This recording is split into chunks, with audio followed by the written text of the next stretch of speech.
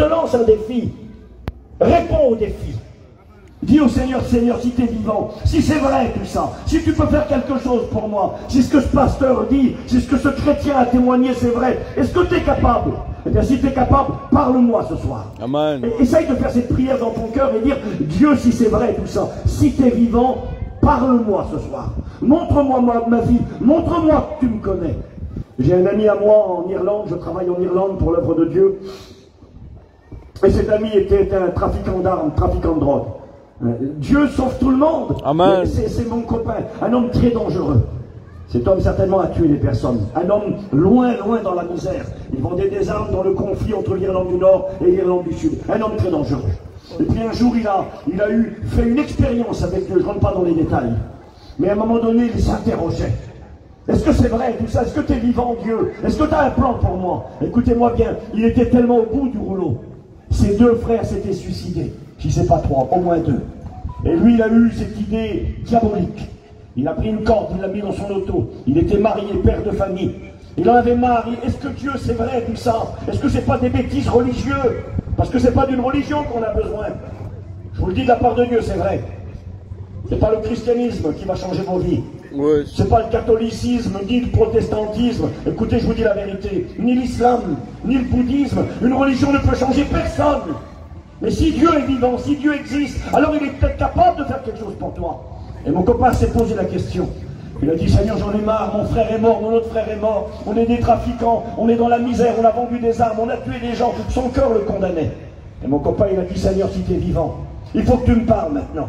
Il a pris une corde, il est parti avec sa corde, et il a dit, je me tue aujourd'hui, si Dieu ne me parle pas. Fallait que Dieu parle, il faut mettre Dieu à l'épreuve. Je ne vous raconte pas des salades, des histoires. Je le connais, c'est mon ami, il s'appelle Paul Power, il est de Dublin. Et puis il est parti avec sa corde, à l'endroit où il avait décidé de se tuer. Puis là il a prié, il a dit, Dieu, si tu es vivant et que tu m'aimes et que tu as un plan pour ma vie, il faut que tu me parles maintenant parce que sinon c'est fini pour moi. Et puis il a vu quelqu'un, et il a regardé sur un mur, et il a vu des écriteaux. Vous voyez, il y a des écriteaux ici, c'est écrit sur le mur, là, c'est écrit là-bas. Il a vu des écriteaux, mais lui il ne sait pas lire. Il ne sait ni lire ni écrire, c'est un gitan. Il a pris en photo ce qui était écrit. Et il a prié avant. Il a dit, Seigneur, si tu es vivant, si tu existes, si tu as un plan pour moi, il faut que tu me parles maintenant parce que sinon c'est fini, je me tue. Il a pris la photo et il a envoyé la photo à sa femme. Il a dit, ma femme, dis-moi qu'est-ce qui est marqué là-dessus. Elle lui a répondu, c'est marqué, je suis vivant et je t'aime. Dieu t'aime, Dieu est vivant. Amen. Amen. Il faut lancer un défi à Dieu ce soir. Je vais vous raconter l'histoire d'un homme. Je vais être très simple, vous verrez. Son histoire, vous la trouvez dans... Alors, je mets mes lunettes un instant. Je ne vais pas faire beaucoup de lecture. Mais regardez, je vais lire son histoire. Je voulais lire autre chose. Je voulais lire un petit verset dans les psaumes. Alors dans les psaumes, c'est marqué ça, regardez. Je lis le verset. Psaume 31, le verset 10. Aie pitié de moi, Éternel, car je suis dans la détresse. J'ai le visage, l'âme et le corps usés par le chagrin. Ma vie se consume dans la douleur et mes années dans les soupirs. Ma force est épuisée à cause de mon péché. Mes os dépérissent. Verset 13. Je suis oublié des cœurs comme un mort. Je suis comme un mort. Je suis comme un vase brisé. Il y a peut-être des gens comme ça au milieu de nous ce soir. C'est David qui a écrit cela. Et puis j'aimerais vous parler d'un homme. Et vous allez voir à travers la vie de cet homme, quelque part, je le crois de tout mon cœur, Dieu va vous montrer votre vie, pour quelques-uns de ceux qui sont présents ici dans ce lieu. C'est dans le deuxième livre de Samuel, au chapitre 4, et le verset 4. Il est écrit ceci. Jonathan, fils de Saül, avait un fils. Ce fils était âgé de 5 ans. Il est écrit, son nom était Méphibosheth. Et j'aimerais ce soir vous parler brièvement de ce petit garçon de 5 ans qui s'appelle Méphibosheth. Et vous allez voir quelque part qu'il ressemble à certains des gens qui sont ici, peut-être même à plusieurs d'entre eux. Mais qui est le petit garçon? Il est dit, Jonathan, fils de Saül, avait un fils. Il avait 5 ans, il s'appelait Méphibosheth. C'est qui Saül? C'est qui Jonathan? Jonathan, c'est le prince d'Israël. Saül, c'est le roi d'Israël.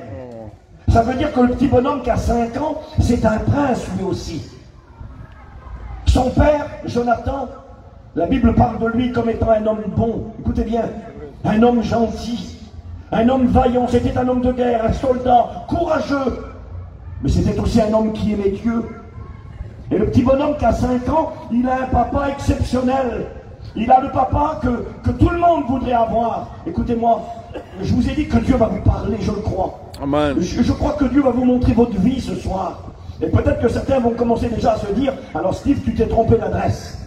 Tu es à Perpignan, ici, tu es à la place Cassagne. Ici, il n'y a pas les princes qui sont élevés avec un père qui s'appelle Jonathan et le grand-père Saül qui est un roi. Le petit bonhomme là, il va faire ses premiers pas, vous êtes avec moi, dans le palais du roi. Depuis qu'il est tout petit, il ne connaît que l'abondance. Il a des dizaines de personnes qui s'occupent de lui. Il mange le meilleur des repas. Et quand il va faire ses premiers pas, il marche dans le palais du roi. C'est un prince. Il a de l'argent, il est élevé dans le coton. Tout le monde s'occupe de lui. Il s'appelle Méphibosheth, fils de Jonathan. Il vit dans le bien-être. Soyez avec moi. Il vit dans l'abondance. Il est heureux, il ne manque de rien. Il est l'enfant que tout le monde aurait voulu être. Jusqu'à là, certains vont dire, Steve, tu fais naufrage. C'est pas nous, c'est pas nous. Moi, je suis pas comme ça. Moi, j'ai pas été élevé dans un palais. J'ai pas fait mes premiers pas dans l'abondance et le luxe. Il n'y avait pas 10 ou 100 personnes qui s'occupaient de moi. Moi, ça a plutôt été l'inverse, peut-être, pour certains d'entre nous. Mais écoutez bien l'histoire. Parce que la Bible est la vérité. Parce que la Bible, elle raconte la vie dans sa réalité. Elle raconte la vie avec toute sa cruauté. Le petit bonhomme, il est question de lui dans le livre de Samuel, écoutez-moi, quand il a 5 ans. Mais pourquoi? Parce que quand il a 5 ans, quelque chose va t'arriver. Soyez avec moi, s'il vous plaît. J'aimerais vous montrer votre vie ce soir. La vie de plusieurs d'entre nous qui sommes ici. Quand il a 5 ans, le petit Méphibosheth, quelque chose va arriver, un drame. Son père est parti à la guerre avec son grand-père, les ennemis les attaquent, les Philistins. Alors ils sont au combat, et pendant qu'ils sont au combat, son grand-père va mourir, et son père va mourir aussi. Et le petit bonhomme de 5 ans, qui avait été élevé dans le luxe, dans l'abondance, dans la paix, dans la joie, le papa qu'il aimait tant, dont il était si fier. Vous savez, comme tous les petits garçons, quand je serai grand, je serai comme mon père. Et lui, il avait envie d'être comme son père, parce que son père, il était comme ça. C'était quelqu'un de terrible. Mais à 5 ans, le drame est venu. À 5 ans, la mort est venue. Et quand on a 5 ans, on ne comprend pas la mort. Quand on a 5 ans, on ne comprend pas. Quand les gens sont arrivés à porter la nouvelle et dire Jonathan est mort, Saül est mort, l'armée d'Israël a été vaincue, l'ennemi a pris le dessus. Le petit bonhomme, il ne comprend pas. Il écoute des gens qui pleurent, qui crient autour. Mais qu'est-ce que ça veut dire? Ça veut dire, Méphibosheth, tu ne verras plus papa. C'est fini, papa est parti, tu ne verras plus ton père. Et puis là, l'ennemi va arriver, on a peur. Il est dit qu'une femme qui s'occupait de Méphibosheth l'a pris dans ses bras, le petit enfant de 5 ans. Et elle a voulu courir avec le petit. Le drame était arrivé, il faut fuir le palais, il n'y a plus de papa, le roi d'Israël est mort. Elle part avec le petit dans les bras et pendant qu'elle part, le petit lui glisse des mains. C'est marqué comme ça, vous lirez chez vous. Quand le petit garçon lui glisse des mains, le petit Méphibosheth de 5 ans, quand il tombe par terre, ses 2 pieds sont brisés. Il deviendra handicapé à vie. Il ne pourra plus marcher jamais comme les autres. Lui, que sa vie, c'était un conte de fées, c'était une histoire de Walt Disney, c'était le petit prince qui grandit dans le palais, son avenir est assuré, il deviendra le prince d'Israël, le roi d'Israël, mais là, il n'est plus rien. Son père est mort. Il a tout perdu. Il a perdu sa santé, l'usage de ses pieds. Il est brisé sur le sol. On l'a fait tomber par terre. Et Dieu me parlait, je pensais à vous. Et Dieu me disait combien de Méphibosheth dans la ville de Perpignan. Méphibosheth, ça veut dire ceci. C'est 2 mots. Il y a le mot Méphi et Bosheth. Méphi, ça veut dire brisé, cassé, détruit, exterminé. Et Bosheth, ça veut dire la honte. Brisé, exterminé et dans la honte. Quelque chose s'est passé dans la vie de Méphibosheth qui a tout cassé. Et Dieu me disait qu'il y a des hommes et des femmes ici ce soir. Quelque chose s'est passé dans leur vie et a tout cassé. Un divorce. Un divorce. Le papa a quitté la maman, il est parti. Et t'as rien compris du jour au lendemain. Mon père n'est plus là, ma mère n'est plus là, ma mère est partie. Un divorce dans ta vie. Ton mari qui t'a quitté, ta femme qui est partie. Je m'excuse, qui t'a trompé. Elle t'a amené la honte sur toi. Tes enfants qui ont ouvert des portes, qui ont fait des choses horribles, et t'en as honte. Et ça t'a cassé, ça t'a arrêté. T'avais ta petite vie à toi, mais quelque chose s'est produit et t'as brisé. J'ai marqué dans mes petites notes tout à l'heure, j'ai marqué un mariage qui a échoué, un divorce, un deuil prématuré. Le petit bonhomme, il a 5 ans, il ne sait pas ce que ça veut dire la mort. Il voit des gens qui pleurent et qui crient, mais papa n'est plus là. Combien peut-être ce soir pourrait dire, mais moi Steve, c'est un peu ma vie. Moi j'ai perdu mon père, j'étais tout petit, j'ai perdu ma mère, j'étais tout petit, j'ai perdu mon frère, mon cousin. Vous savez, des drames arrivent. Les gens pourraient dire ce soir, j'ai perdu ma femme, toute jeune. Vous savez, on est des terriens, des humains. Et puis là, on a une vraie histoire, on a la vraie vie. On n'a pas le conte de fées. On a ce petit bonhomme que tout le monde aurait voulu être. Mais à un moment donné, il deviendra celui que personne ne veut être. À 5 ans, tout s'écroule. Possible, Seigneur. Son nom, Méphibosheth, celui qui est brisé, cassé en morceaux, qui est détruit. C'est pour ça que j'ai lu ce verset. David dira, moi je suis mort. Je suis comme un vase qui est brisé. Et je le crois dans mon cœur. Parmi tous les gens qui sont là devant moi et tout autour et qui écoutent. Derrière le rire, derrière le style tout va bien, non impeccable, bien sûr. Ton passé, ce que tu as vécu quand tu étais plus jeune, quand tu étais enfant, je ne sais pas, un drame, une tragédie, un deuil, la perte d'un être cher, la maladie qui est venue te toucher. J'ai noté ceci. Méphibosheth est tombé. On l'a fait tomber par terre. Le voilà, les pieds brisés. En un instant, en une journée, tout a basculé. Et il y a des hommes et des femmes qui parmi nous pourraient ce soir peut-être prendre la parole et dire, Steve, c'est moi ça, c'est moi, je me rappelle mon enfance, je me rappelle quand tout a basculé, je me rappelle quand mon père est parti, quand ma mère est partie, je me rappelle quand la mort est venue chez moi, je me rappelle l'alcool et ses ravages dans la maison, je me rappelle la drogue et ses dégâts, je me rappelle les coups que j'ai pris, on m'a battu. Des femmes pourraient peut-être témoigner ce soir et dire, moi je suis celui ou celle qui a connu ces réalités, quelque chose s'est cassé en moi. J'ai marqué les personnes qui ont été abusées. Ça existe. On n'en parle pas. On met le veto, on cache, on ne dit rien à personne. Mais ça existe. Que Dieu nous y aide, que Dieu nous bénisse. C'est marqué, le conte de fées est devenu un film d'horreur, un cauchemar, la vraie vie. Le petit prince en fripe n'est plus rien. Il n'a plus rien, il est le fils brisé, il est le fils de la honte, celui qu'on a laissé tomber, il est l'orphelin, l'handicapé. Il n'a que 5 ans. La réalité de la vie, la fragilité du château de cartes qu'on essaie de construire.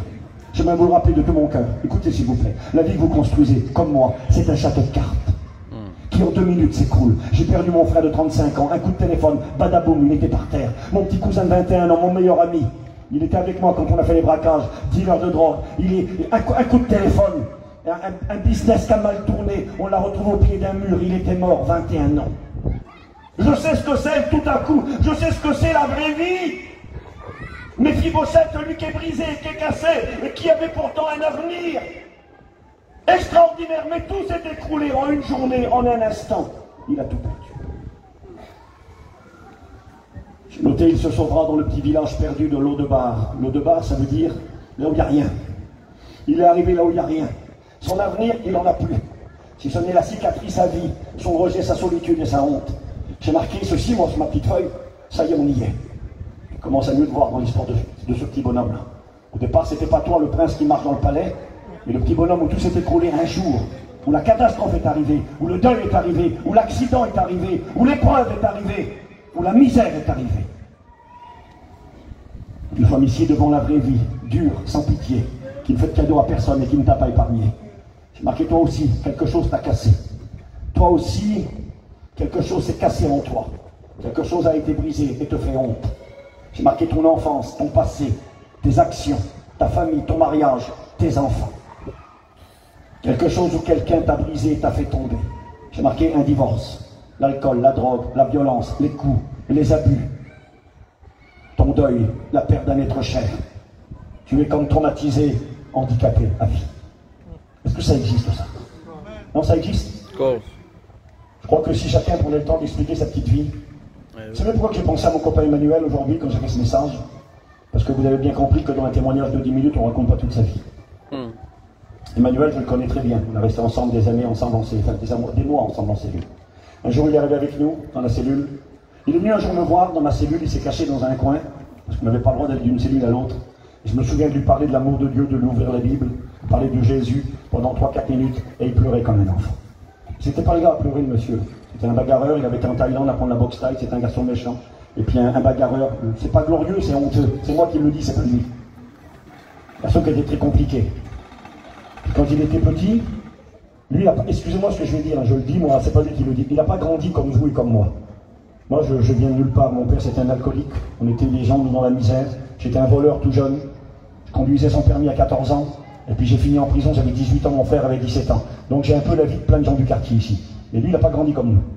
Lui, il a grandi, son père était ostréiculteur, il avait des parcs à huit. C'était un garçon, ses parents étaient très riches. Je suis allé dans la maison qu'il possédait, ses parents. Ils avaient une belle propriété là-bas en Vendée. Ses parents étaient des gens, comme le monde dirait, des gens bien.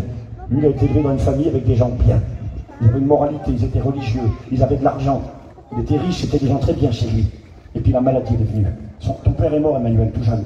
Son père est mort. J'ai pensé à lui quand je méditais l'histoire que Dieu me parlait pour vous ce soir. Lui, c'est un peu, c'est Méphibosheth, tout va bien, il est le petit prince, il vit dans une belle maison, il y a plein d'argent, il y a papa qui est là, il y a de l'argent qui rentre, ils ont des grands parcs à huîtres.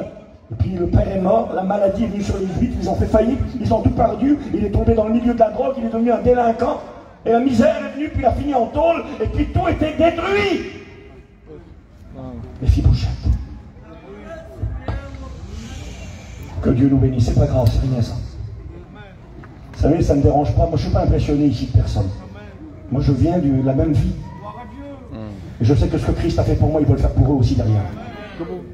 Parce que Dieu est vivant. Parce que quand on fait le crâneur et qu'on se crâne, qu'on fait celui que tout va bien, mais Dieu qui sait qui en est. Il connaît les Méphibosheth. Il sait ce qui est cassé à l'intérieur. On fait semblant devant les copains, on se crâne, on a les petites baskets de marque, on met son petit, je sais pas moi, les habits d'aujourd'hui, qu'ils ont les jeunes, et puis on fait le malin devant les copains, mais à l'intérieur on est cassé. À l'intérieur on a eu une misère, à l'intérieur l'alcool a fait des dégâts, à l'intérieur notre passé, notre enfance, papa qui se bat avec maman, la guerre à la maison, je sais pas moi, la violence, la misère, les injustices subies, la drogue et toutes ces misères qui viennent, le deuil, la maladie, tout ce que je vous ai dit, et quelque chose est cassé à l'intérieur. Et je sais qu'il y a plein de Méphibosheth au milieu de nous.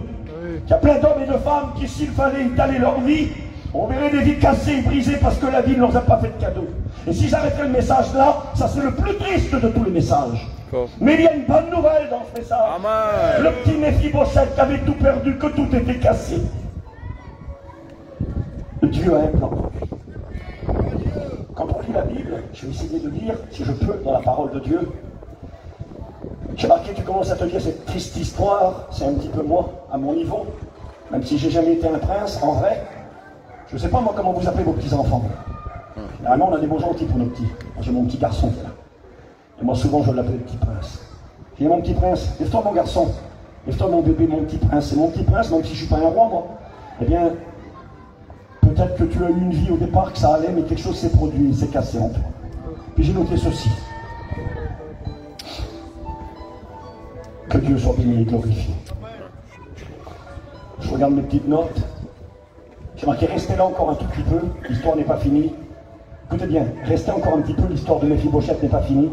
Et ton histoire à toi aussi n'est pas encore finie. Amen. Ton histoire à toi n'est pas encore finie.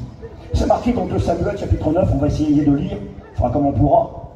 Voilà, on va essayer de lire. D'accord? Regardez l'histoire de Méphibosheth, celui qui est perdu là-bas à l'eau de bar. Celui qui n'est plus rien, celui qui n'a plus rien, celui qui est cassé, brisé, handicapé à vie, rejeté de tout, qui a tout perdu. C'est marqué comme ça. David devient le roi d'Israël. Reste-t-il encore quelqu'un de la famille de Saül?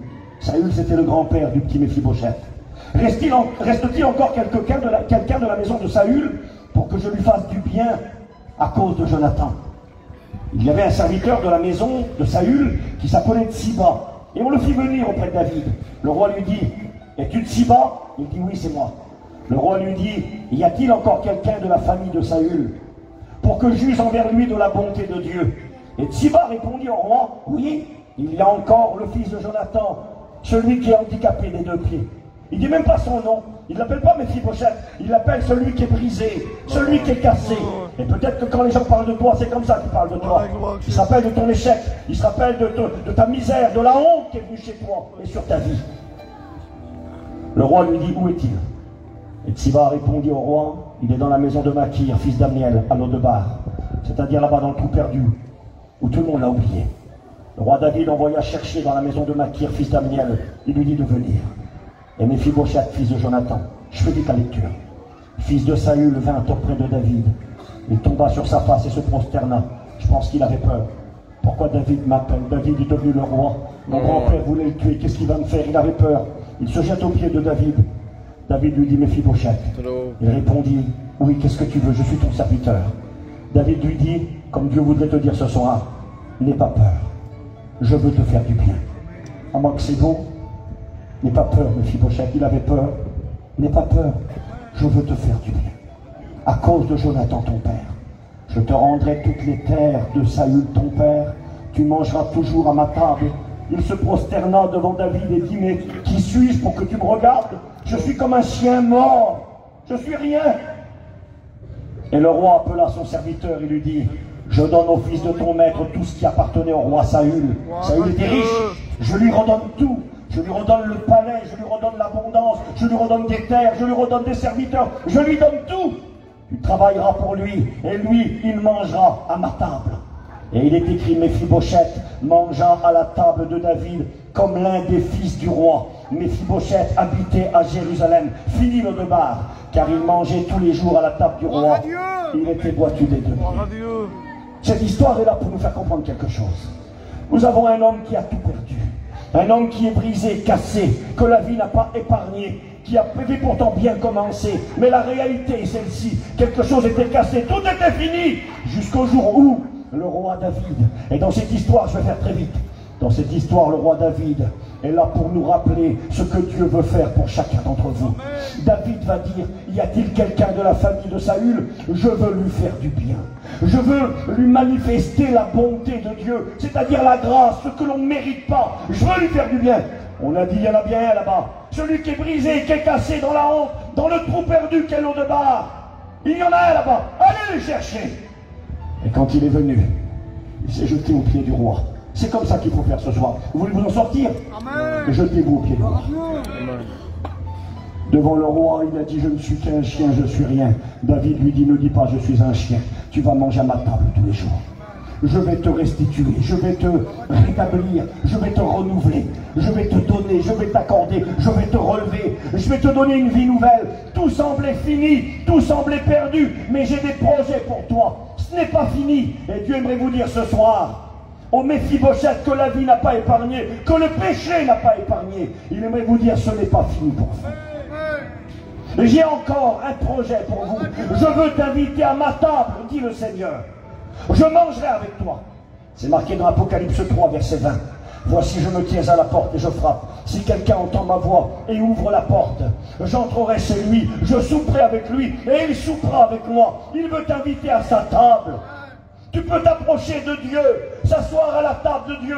La table est pleine de nourriture, tu peux te rassasier. Dans cette nourriture, il y a la délivrance de ton péché. Il y a la paix pour ton âme. Il y a la guérison pour ton cœur cassé. Il y a la joie qui vient du ciel et qui apporte la consolation. La table est remplie de nourriture. Tu n'as qu'à te servir ce soir. Tu es invité à la table du roi. Et il est écrit qu'il va répondre à l'invitation. Il va quitter l'eau de bar. Tu n'es pas obligé de rester dans ta misère. Tu n'es pas obligé de rester dans ta honte. Tu n'es pas obligé de rester dans ton cœur brisé. Ce qui s'est passé, ça s'est passé. On ne pourra jamais l'effacer et peut-être jamais l'oublier. Oui. Parce qu'il est écrit que même à la table du roi, Méphibosheth était tout le temps perclus des deux pieds. C'est vrai, son passé était une réalité, mais la vie nouvelle qu'il avait reçue était aussi une réalité. Il avait accès à la table du roi, il était comme un prince, il était redevenu un prince, comme un fils du roi. Et je te promets ce soir que c'est le plan de Dieu pour ta vie. Je te promets ce soir qu'il y a un avenir pour toi. Je te promets pour ce soir que si pour toi, à vue humaine, c'est fini et terminé, le grand roi qui est dans le ciel a un plan pour ta vie. Amen. Il est écrit dans Jérémie 29 et verset 11, je connais les projets que j'ai formés sur toi, dit l'Éternel. J'ai des projets de paix et non de malheur. Il est écrit dans 2 Corinthiens chapitre 5 verset 17 que si quelqu'un est en Christ, il devient une nouvelle créature. Les choses anciennes sont passées, tout devient nouveau. Je pense que vous avez écouté parler de style, j'aurais fini. Je vous demande pardon, il fait froid puis il est tard. Écoutez-moi 2 minutes. Il y a une pratique au Japon. C'est un art japonais qui s'appelle le kintsugi. Ça ne veut peut-être pas dire grand-chose. Le kintsugi, il y a des spécialistes dans cette matière. Leur travail, c'est de réparer ce qui est cassé et de lui donner encore plus de valeur après. Vous savez ce qu'ils font? Ils prennent un vase qui est brisé. Nous l'avons lu, David a dit, je suis comme un vase brisé. Mais peut-être que tu pourrais dire cela aussi ce soir, toi. Ils prennent un vase brisé, ces hommes-là, ces spécialistes, ils le ramassent, toutes les pièces, et ils vont commencer à le réparer. Mais pour coller les pièces les unes aux autres, ils vont utiliser de l'or pur. Ils vont utiliser de l'or et ils vont coller chaque partie avec de l'or pur. Et quand à la fin ils ont fini leur travail, beaucoup de patience, beaucoup de temps et beaucoup d'argent, de l'or pur, quand ils ont fini qu'ils posent le vase, il vaut plus cher une fois réparé que ce qu'il valait avant qu'il ne soit cassé. Le plus grand spécialiste de cet art japonais, c'est Jésus de Nazareth. Il prend les vases brisés, cassés, les Méphibosheth, ceux qui sont dans la honte, ceux que le passé les a détruits, ceux que leur vie, ceux que la vie ne leur a fait aucun cadeau. Et quand ils acceptent de répondre à l'appel du roi, et de dire Seigneur, je veux venir à ta table. Et moi je suis qu'un chien mort, je ne suis rien, je ne mérite rien. C'est ce que Dieu veut de toi, tu ne mérites rien, je ne mérite rien. Je viens devant toi avec mon cœur brisé, avec ma vie brisée, tel un vase, tout est cassé. Mon passé, mon échec, mon divorce, mon mariage, mes parents, la maladie, le deuil et tout ce qui m'a détruit, je viens devant toi. Et si tu fais cette prière ce soir, le grand spécialiste qui répare les vases cassés, pas avec de l'or de la terre, mais avec son sang précieux, va être capable de te laver, de te pardonner et de te donner une vie nouvelle. Je te le promets. Vous savez pourquoi? Parce qu'il l'a fait pour Emmanuel qui est là. Il l'a fait pour Steve. Il l'a fait pour mes copains serviteurs de Dieu derrière moi. Il l'a fait pour les chrétiens et les chrétiennes qui sont là. Il peut le faire pour toi. Et je termine tout de suite, un dernier mot. Si ce message il est en particulier pour nos amis qui ne connaissaient pas Dieu, le Seigneur me disait, tu sais Steve, il y aura des chrétiens ce soir à la Réunion. Ben eux aussi, la vie ne leur a pas fait de cadeau. Et eux aussi pourraient dire, oui Steve, tu sais, moi je suis un chrétien, une chrétienne, mais Méphibosheth c'est un petit peu moi aussi. Bien que je sois chrétien ou chrétienne, je n'ai pas été épargné. Le deuil m'a brisé. La maladie m'a brisé. Mes enfants m'ont brisé. Mon mari m'a brisé. Je ne sais pas, Dieu me disait ça dans mon cœur. Et Dieu me disait, dis-leur qu'ils n'oublient pas qu'ils ont le droit de s'asseoir à la table du roi.